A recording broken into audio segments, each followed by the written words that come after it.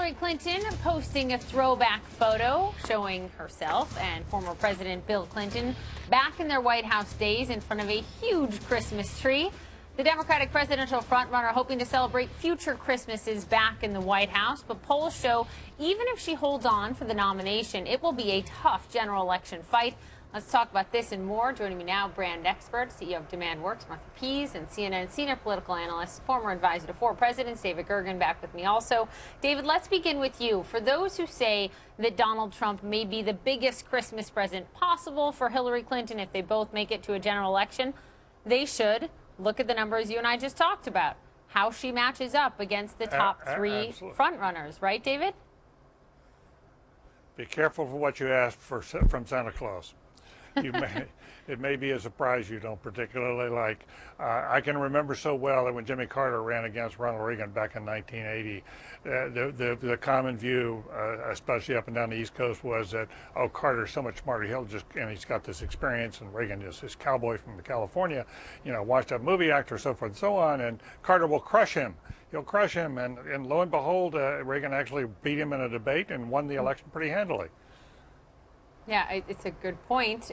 Take nothing for granted, that's for sure. Your assessment, Martha, as we look at the front runners heading in to 2016, what do you make? Well, I'd definitely be suspicious of that box under my tree if I were Hillary Clinton. I think, I think Trump is behaving like a very determined, take no prisoners CEO. I think he's approaching this race from the perspective of an executive who has a vision. He's setting it out there for people to come to as a beacon if people want to join in his vision. It's a broad vision from some people's perspective. That's very CEO-like. He's absolutely willing to go after his competition and find ways to crush them, and to use language and aggression to really deposition people and to push people off the stage, almost literally, but not quite. And he's really intent, I think, ultimately on bringing talent to the proposition. He emphasizes over and over and over again that we need smart people, we need great talent to execute a vision for America to make this brand great again. And I think that's a challenge for a politician to come up against a CEO executing a strategy. What about specifically, David, the brands? You've got the exclamation point behind the Jeb slogan.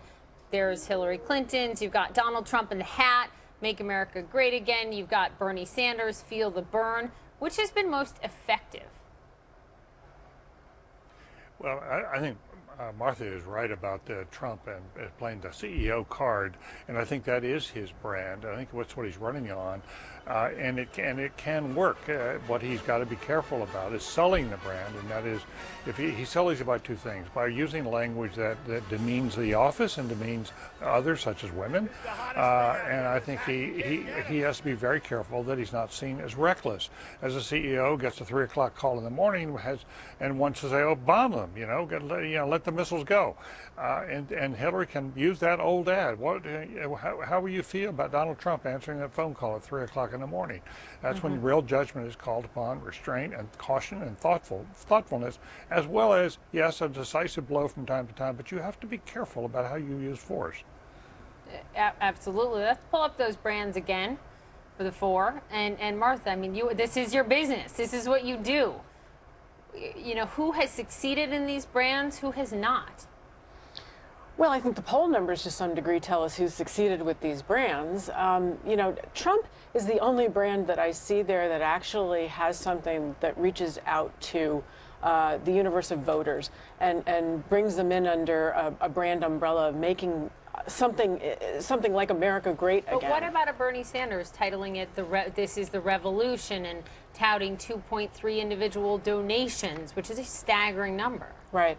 I think Bernie Sanders has clearly been able to put a stake in the ground and to own the position and the territory with a loyal following. I mean, that's self-evident from the polls. It's very difficult for what's a niche brand proposition. The revolution is not a widely embraced proposition for a brand. It's very difficult to break out and push a niche brand into a widely popular position when you staked out that kind of territory. So I think Bernie Sanders, while he's made a strong brand play, has made it almost in some ways more difficult for him to break out. It's an interesting assessment. All right, Martha Pease, thank you very much. David Gergen, thank you very much. Happy almost 2016. We will have a lot more about all of these candidates to talk about in the new year, no question.